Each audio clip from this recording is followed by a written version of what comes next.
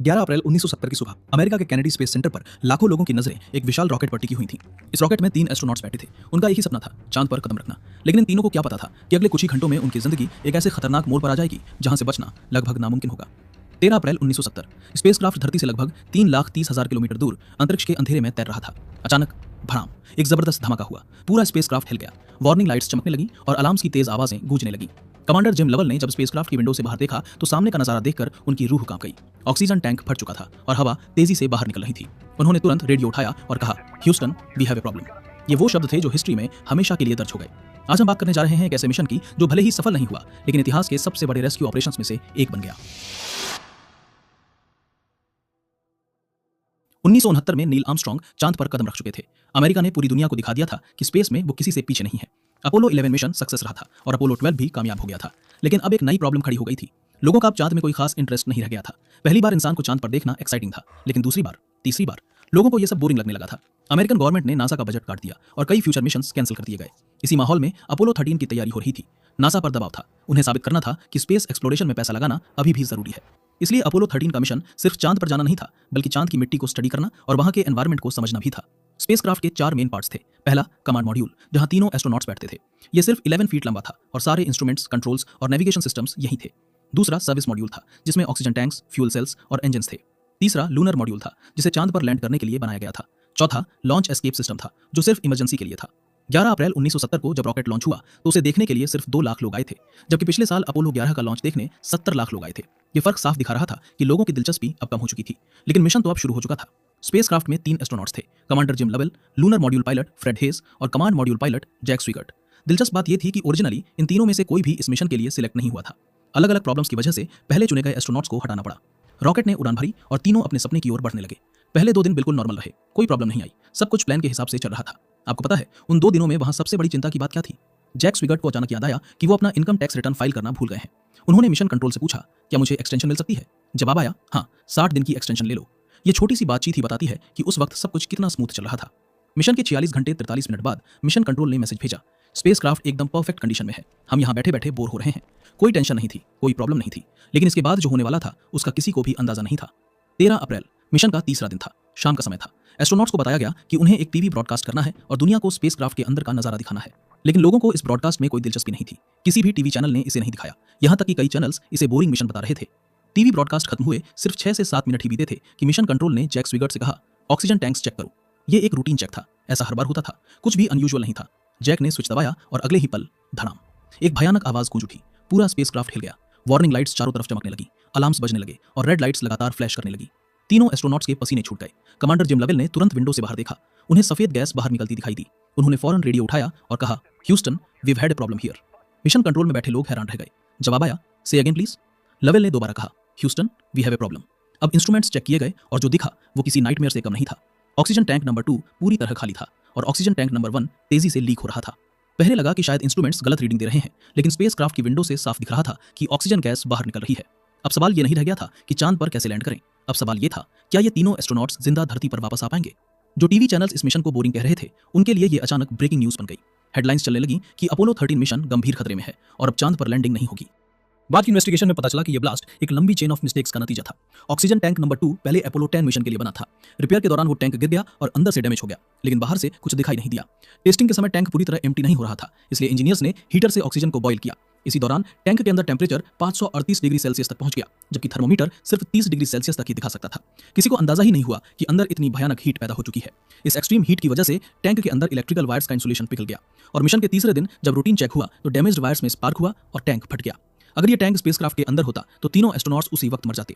अब धरती पर लौटने के 2 ऑप्शंस थे। पहला ऑप्शन, स्पेसक्राफ्ट को घुमाओ और सीधे धरती की तरफ वापस आओ। ये सबसे फास्ट रास्ता था, लेकिन इसके लिए सर्विस मॉड्यूल का मेन इंजन स्टार्ट करना पड़ता। प्रॉब्लम ये थी कि वो इंजन ब्लास्ट के बिल्कुल पास था। कोई नहीं जानता था कि इंजन ठीक है या डैमेज हो चुका है। अगर इंजन स्टार्ट करते वक्त कुछ भी गलत हुआ तो गेम ओवर। दूसरा ऑप्शन, चांद की तरफ बढ़ते रहो, चांद का चक्कर लगाओ और फिर धरती की तरफ वापस आओ। इसमें सर्विस मॉड्यूल के इंजन की जरूरत नहीं पड़ेगी। ये ऑप्शन सेफ था, लेकिन इसमें 4 से 5 दिन लगने वाले थे। सवाल यह था कि क्या एस्ट्रोनॉट्स के पास इतने दिनों के लिए ऑक्सीजन, पानी और इलेक्ट्रिसिटी बची हुई थी? नासा के फ्लाइट डायरेक्टर जीन क्रैंस ने फैसला लिया, ऑप्शन 2, लॉन्ग वे बैक लेकिन सेफ। एस्ट्रोनॉट्स को तुरंत ऑर्डर्स दिए गए। कमांड और सर्विस मॉड्यूल को शट डाउन करो ताकि इलेक्ट्रिसिटी बचाई जा सके।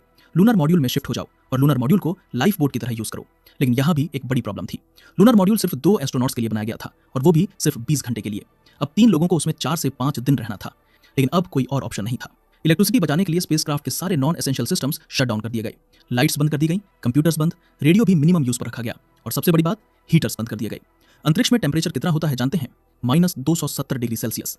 हीटर्स बंद होते ही स्पेसक्राफ्ट के अंदर टेम्परेचर गिरने लगा। 4 degree Celsius, 3 degree Celsius, 2 degree Celsius.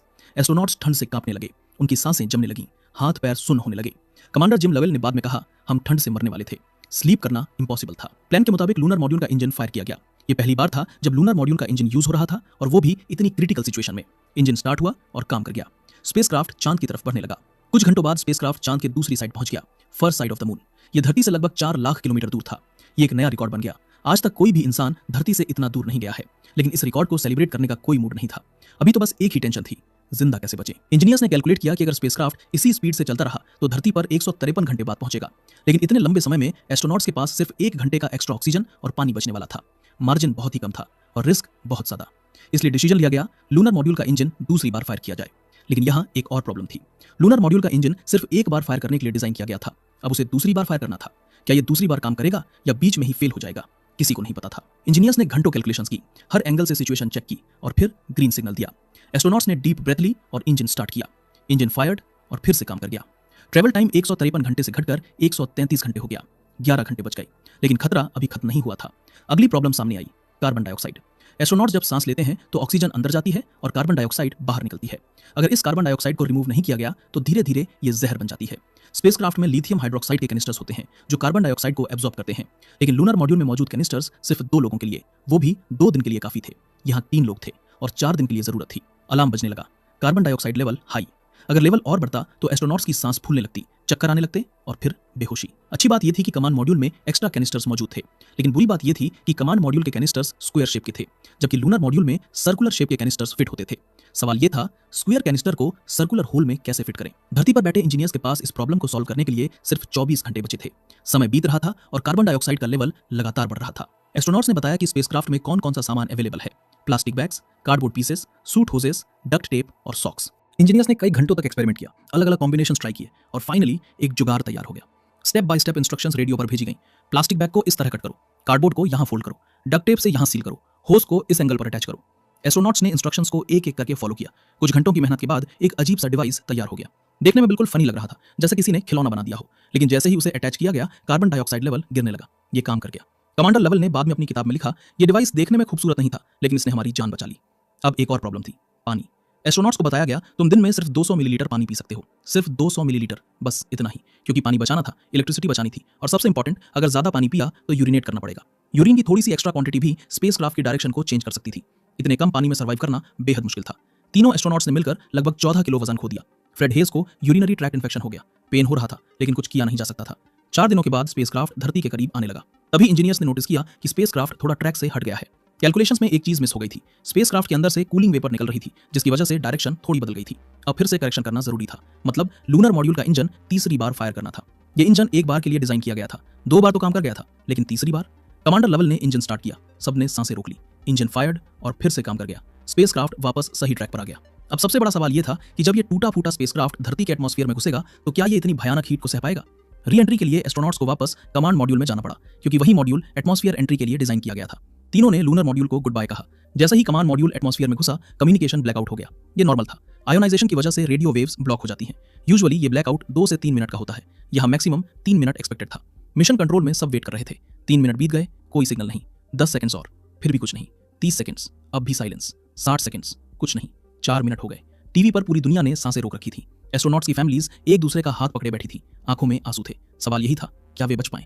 4 minute 10 second, 4 minute 20 second, 4 minute 27 second, और अचानक रेडियो पर आवाज आई, this is Apollo 13, we are here. Signal आ चुका था। मिशन कंट्रोल में खुशी की लहर दौड़ गई। टीवी देख रहे लोगों ने राहत की सांस ली। तीनों एस्ट्रोनॉट्स जिंदा थे। कमांड मॉड्यूल का पैराशूट खुला और वो धीरे धीरे पैसिफिक ओशन की तरफ उतरने लगा। कुछ देर बाद स्पेसक्राफ्ट पानी में गिरा। यूएस नेवी की शिप्स पहुंच गईं। रेस्क्यू टीम ने एस्ट्रोनॉट्स को बाहर निकाला। तीनों सेफ थे। ये मिशन टेक्निकली फेल हो गया था, कोई भी एस्ट्रोनॉट चांद पर नहीं उतरा, लेकिन फिर भी अपोलो 13 ने हिस्ट्री में अपनी अलग जगह बना ली, क्योंकि इस मिशन ने साबित कर दिया कि टीम वर्क असंभव को संभव बना सकती है, लीडरशिप और क्विक डिसीजन मेकिंग जिंदगियां बचा सकती है। नासा के फ्लाइट डायरेक्टर जीन क्रेंस ने कहा था, failure is not an option, और अपोलो 13 ने इसे सच साबित कर दिया। इस मिशन पर कई किताबें लिखी गईं। हॉलीवुड में अपोलो 13 नाम की फिल्म बनी, जिसमें टॉम हैंक्स ने अभिनय किया। नासा ने इन्वेस्टिगेशन के बाद कई नए सेफ्टी मेजर्स इंप्लीमेंट किए। अपोलो 13 के बाद अपोलो 14, 15, 16 और 17 सभी सक्सेसफुल रहे। 7 दिसंबर 1972 के बाद कोई इंसान दोबारा चांद पर नहीं गया, लेकिन अपोलो 13 की कहानी हमेशा अमर रहेगी। उम्मीद है कि ये वीडियो आपको पसंद आई होगी। आपके प्यार और कमेंट्स के लिए बहुत बहुत धन्यवाद। मिलते हैं अगली शानदार वीडियो में।